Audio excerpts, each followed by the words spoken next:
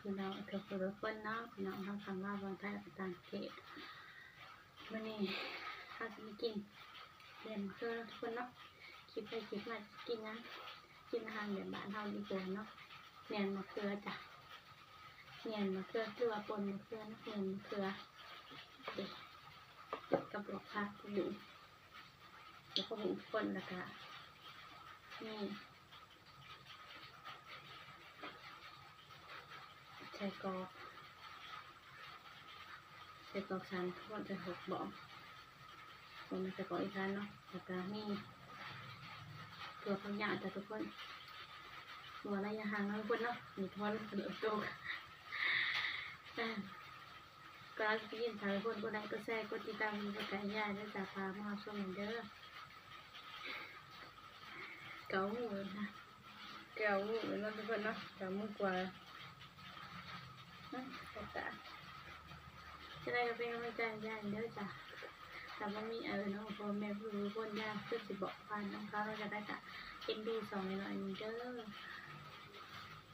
ค่ะติดตามทั้ง32ด้วยจ้า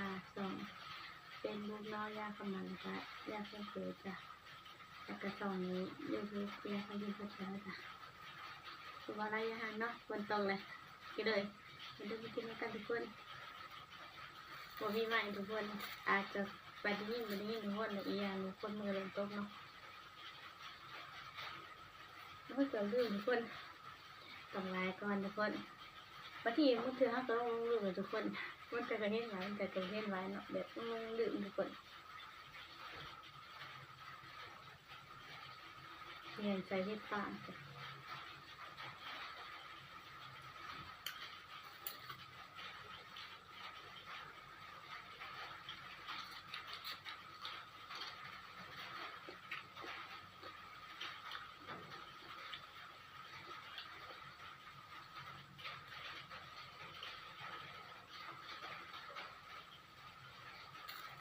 เรื่องมันเป็นยังไงทุกคน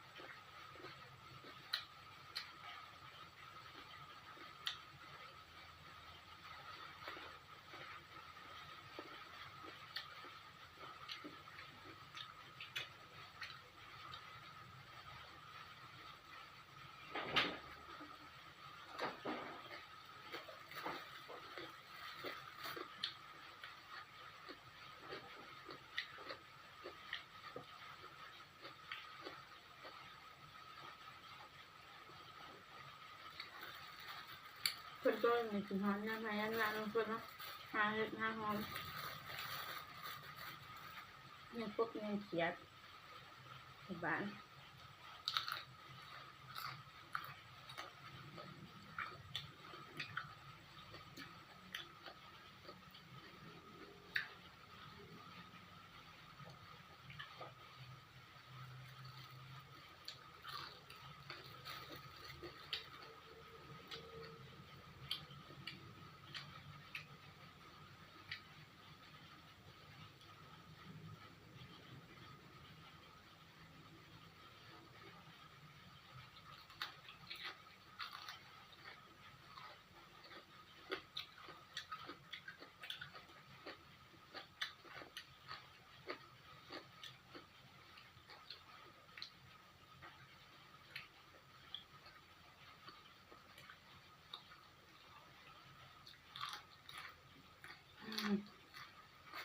มาฟังมัน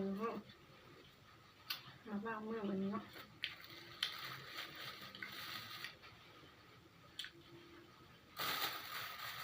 เอาพอบางอย่างไปจ้างทุกคนทั้งอย่างไปเลย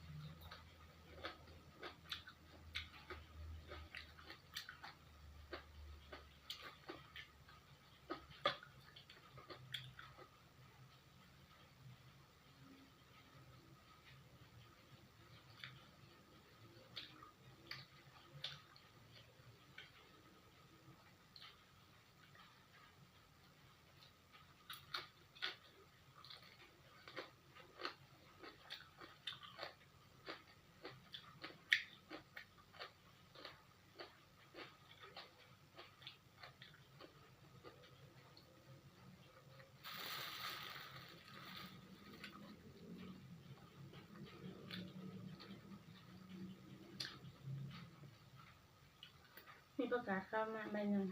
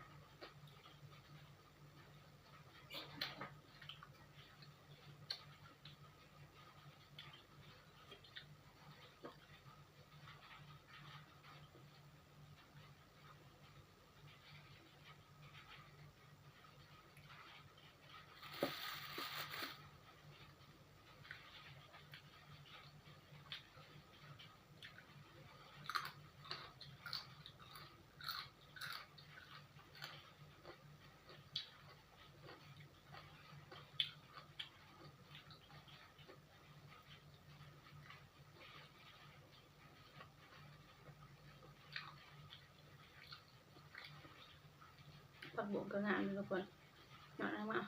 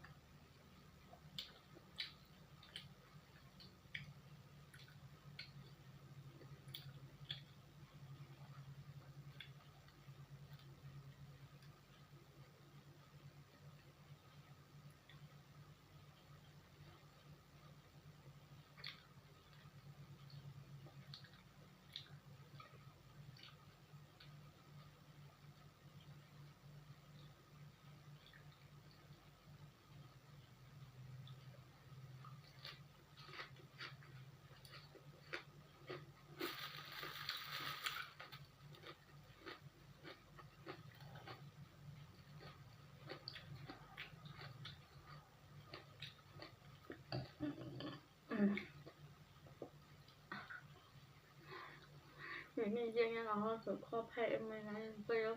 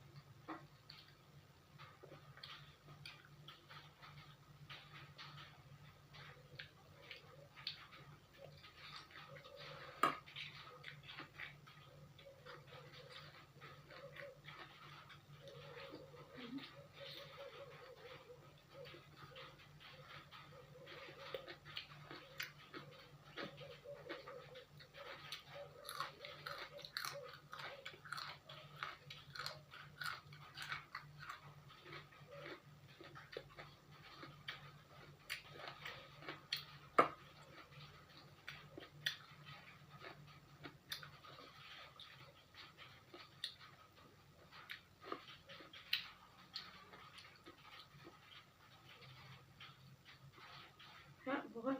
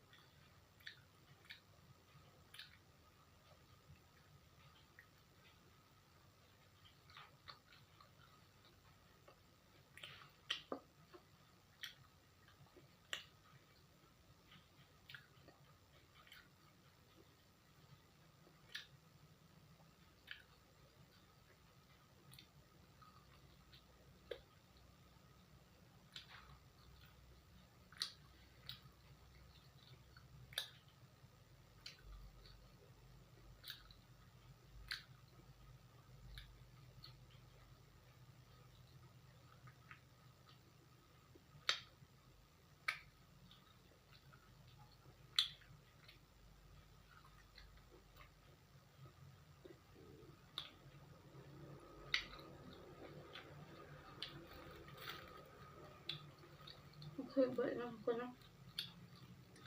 เบิดเกลี้ยงไปเลยก็คือพาทุกคนกลับมาชมคลิปยายเด้อจ้ะแล้วก็เป็นกำลังใจให้ยายเด้อใช้กินอยู่แล้วทุกคนเนาะบ่เบิดก็บ่เหลือบ่เหลือก็บ่เบิดบ่เบิดก็บ่เหลือทุกคน ก็ได้กับฝากทุกคนเขามาติดตามกดไลค์กดแชร์ยายด้วยจ้ะแล้วก็เขามาส่งคลิปมากันด้วยจ้ะก็คือไปแล้วทุกคนนี่ก็คือไปจากทอค่ะบ๊ายบาย